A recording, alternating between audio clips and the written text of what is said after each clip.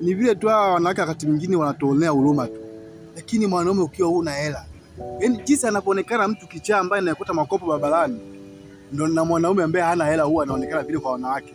Sema tu wanawake wakati mwingine wanaamua kutuonea huruma, wasituambie ukweli kama tutajisikia vibaya, lakini ukweli utabaki kuwa pale pale. Mwanaume ukiwa huna hela ni aibu kubwa yani.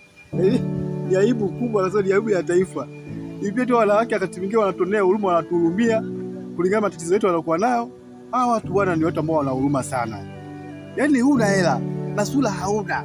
Unafikiri mwanamke kitu gani ambacho kinachomfanya mwanamke aendelee kukaa kwako? Na nguvu za kutumia wakati mwingine hauna. Kitu gani mwanamke anakulilia? Usikie mwanamke anakulilia ukafikiri kama anakupenda sana, hapana. Wakati mwingine mwanamke anakulilia kwa sababu anaogopa kukupoteza. Akikupoteza yeye ataenda kukupenda nani? Utaenda kwa nani?